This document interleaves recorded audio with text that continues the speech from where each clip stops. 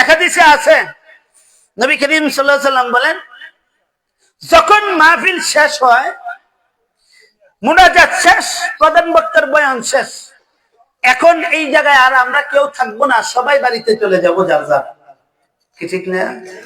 শেষে যখন লোকগুলা 1 ঘন্টা 2 ঘন্টা 1.5 ঘন্টা 2.5 ঘন্টা 1 ঘন্টা 40 মিনিট 60 মিনিট বসেছিল, বসার পরে যখন লোকগুলা উঠতে থাকে আর মুনাজাতের শেষে যাইতে থাকে, আল্লাহ পাক রব্বুল আলামিন আরশে আজিমের মালিক, চাঁদের মালিক, সূর্যের মালিক, আমার মালিক, আপনার মালিক, জমিনের মালিক, আকাশের মালিক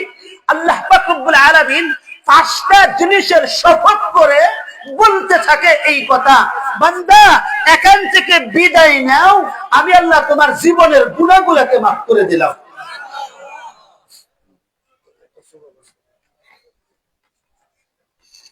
আল্লাহ পাকের নবী বিশ্ব নবী বলেন, ক্বালান নবী সাল্লাল্লাহু আলাইহি ওয়াসাল্লাম, লম্বা হাদিস, আখরি পয়গম্বর বিশ্ব নবী বলেন,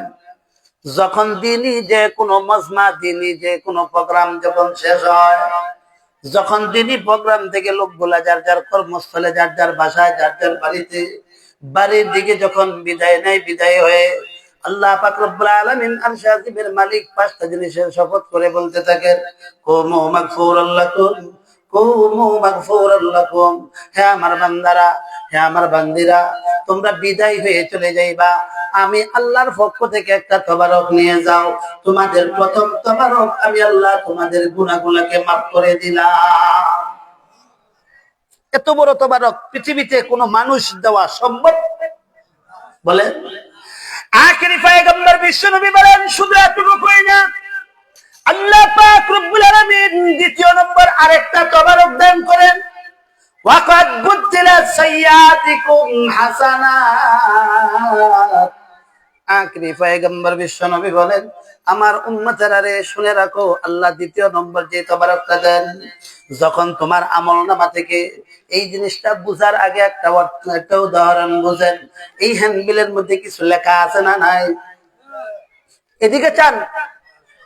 এই হ্যান্ডবিলের মধ্যে কিছু লেখা আছে না নাই? লেখা গুলাকে যদি মুছে দেওয়া হয়, তাহলে কাগজটা এরকম সাদা হয়ে যাবে, ঠিক না বেঠিক? আল্লাহ পাক রব্বুল আলামিন বলেন, নবী বলেন,